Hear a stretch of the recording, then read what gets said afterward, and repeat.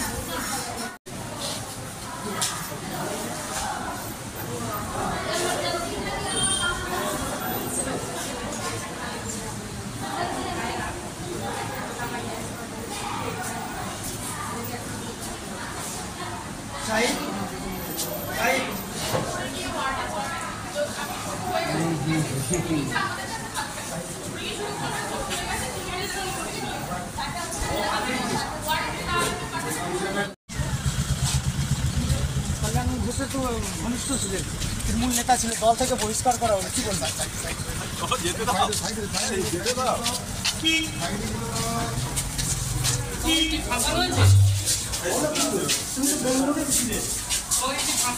ব্যাঙ্গালোরে ছিলেন না?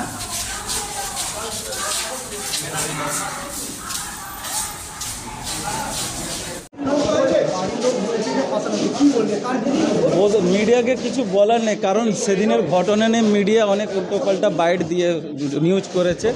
সেই কারণে আমি আর মিডিয়াকে কিছু বলতে চাই না, কারণ সত্য ঘটনা মিডিয়া তুলে ধরে না। কি তুমি বলো, কি বলতে চাইছো?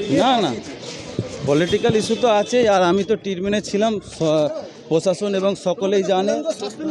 না দেখুন, সাসপেন্ড করেছে দল, ইলেকশনের সময় করতেই পারে, দলের মনে হয়েছে, দল অ্যাকশন নিয়েছে।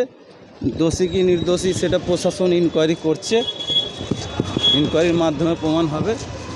আর আমি তো ট্রিটমেন্টে ছিলাম, আমি তো কারোর খুন করিনি যে আমার এমন কিছু সাজা হবে। গাড়ি দেখবে সময়ের অপেক্ষা। কার বিরুদ্ধে তোমার অভিযোগ হচ্ছে? দলীয় নেতৃত্বদের বিরুদ্ধেই আছে, সময়ের অপেক্ষা। কল্যাণ ঘোষ তো ঘোষের নামে তো তুমি রিপ্রেজেন্টেটিভ বলে বলছো। দেখুন, রিপ্রেজেন্টেটিভও ছিলাম, হাওড়া জেলার মাইনরিটি সাধারণ সম্পাদকও ছিলাম এবং নির্বাচনী